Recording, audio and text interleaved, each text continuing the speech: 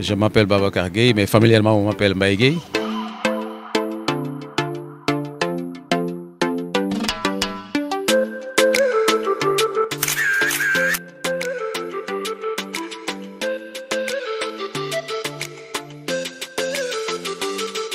Je suis joueur d'abord à la SCIB de Diourbel en tant que j'ai fait ma carrière là-bas en petite catégorie. Malheureusement, j'ai arrêté très tôt.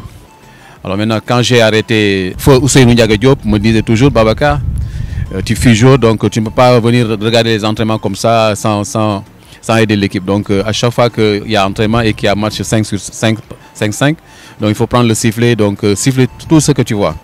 C'est comme ça que j'ai commencé à prendre goût et à aimer l'arbitrage. Doyen Moussalo est venu nous faire passer le grade d'arbitre départemental. Et puis après, quand j'ai eu mon grade départemental, donc souvent quand il y avait des matchs à Diourbel, je vous parlais de doyen Ousmane Fall, je vous parlais de doyen Samongom, je vous parlais de doyen Madiké Cham, donc voilà tout ça. Donc quand il venait à Diourbel et que malheureusement un arbitre était absent, donc il me prenait pour que je les accompagne. Après le grade départemental, donc je suis venu à Dakar, donc et la CRAMC de Dakar m'a accueilli donc vraiment d'une manière chaleureuse. Donc en ce moment, c'est doyen Madiké Cham qui était le président de la CRAMC. Après mon grade régional, j'ai fait le grade interrégional avec feu Moussa Gueye. Et puis après le grade interrégional, j'ai fait le grade fédéral, donc voilà. Et puis après grade fédéral, donc j'ai fait le grade international de zone. Donc c'est-à-dire que c'est l'antichambre pour devenir international. Et j'ai eu la chance en 2006 en Guinée de réussir l'examen d'arbitre FIBA.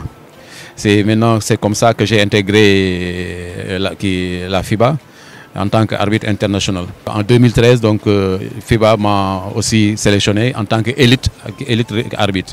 Donc quand on parle d'élite arbitre FIBA, donc ça veut dire que c'est les arbitres qui ont la capacité d'arbitrer les afro-baskets masculins, féminins, aussi les championnats du monde et aussi les Jeux olympiques et voilà, et les Jeux africains. La FIBA, des fois, il donne des notes aux fédérations par rapport à la performance de ces arbitres. Donc, comme vous le savez, donc, on a eu la chance, on avait presque 8 à 10 arbitres qui étaient actifs au niveau de FIBA. On a de très bons arbitres et l'arbitrage sénégalais aussi, il est bon. Mais souvent, donc, comme vous le savez, le basket, c'est un jeu athlétique. Les jeux sont athlétiques, le basket va vite maintenant. Donc, si les arbitres ne suivent pas, donc sur le plan physique et sur le plan mental et aussi sur le plan expérience aussi, il arrive qu'il y a des erreurs dans le match. Comme on dit toujours, à toute chose il y a une fin. Donc voilà, donc cette année donc je mets fin à ma carrière, donc parce que j'ai atteint l'âge demandé, donc voilà c'est ça, l'âge limite. Donc je ne peux pas faire plus que ça. Donc, mais je dis merci à mes parents, merci à mes collègues, merci à tous, donc mes proches, etc. Donc, et je demande pardon à tout le monde, donc, parce que donc, nous sommes des êtres humains. Souvent, peut-être que sur le terrain de basket, avec nos erreurs, on a pu faire perdre une équipe sans le savoir, etc. Donc, je demande pardon au président du club, je demande pardon à mes collègues. Peut-être que souvent on siffle ensemble et donc je passe à côté. Et je demande pardon à tout le monde et à tous les fans du basket.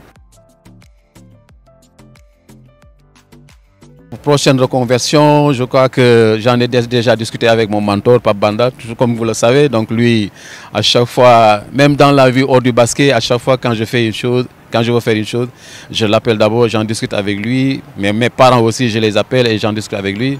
Donc, et sans hésiter, quand je lui dis que donc voilà, donc mais la possibilité qui est proche, c'est de faire le commissaire technique en 2025.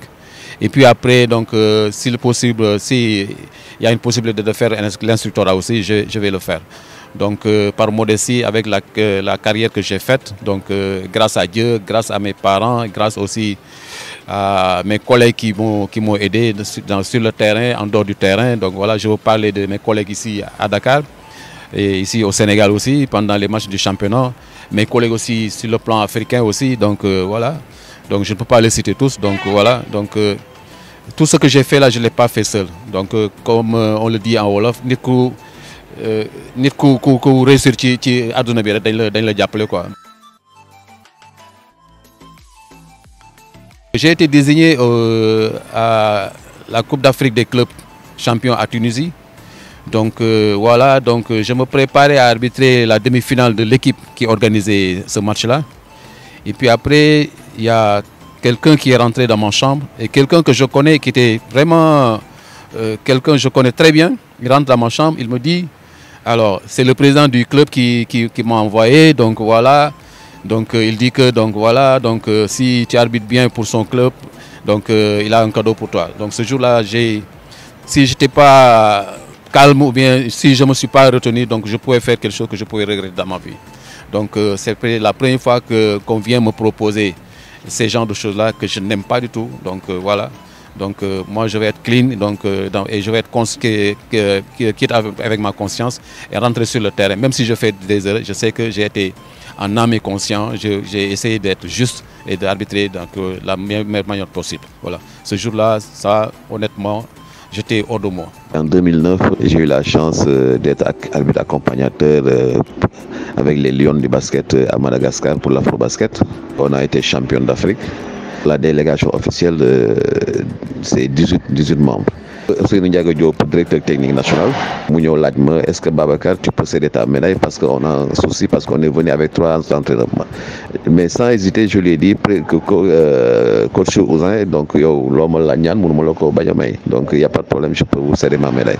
Bi ñu ñibbisee à l'aéroport, on nous a reçus avec en grande pompe, donc aéroport de Fesdel, voilà c'est ça, le ministre était là, et tout le monde était là, donc madame palais présidentiel tamit dem ñëw gendarme c'est quel nom? Maneko Babacar Gueye.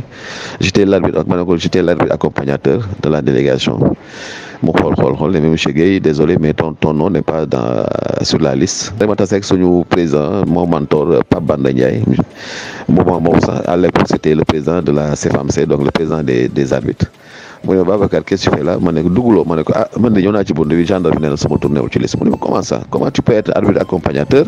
On reçoit l'équipe et toi, tu n'es pas sur la liste. En tant que président, donc bon voilà, il a demandé des informations à FIBA, à tout le monde. Et vraiment, c'est l'arbitre qui est dans la délégation officielle. Non, le rectifié, donc il a pu régler le problème. Mon message sera un conseil. C'est quoi? D'être humble, d'être modeste. Aussi, avoir toujours le règlement, étudier le règlement, demander conseil aux anciens, aussi respecter les anciens. Donc voilà. Donc avoir aussi une hygiène de vie. Voilà. C'est très important. Et être physiquement prêt. Voilà. Parce que bon, on peut arbitrer premier carton, deuxième carton, troisième carton, mais quatrième carton qu'on n'est pas physiquement. Donc voilà, c'est les erreurs qu'on commet dans le money time. Et souvent l'instructeur aussi dit, tu peux arbitrer un match très bien, les 39 minutes 59 secondes. Et une seconde qui reste, tu commets une erreur qui peut basculer le match, les gens ne retiennent que cette erreur-là. Et c'est très important. Donc physiquement, quand vous n'êtes pas prêt, vous pouvez commettre ces erreurs-là.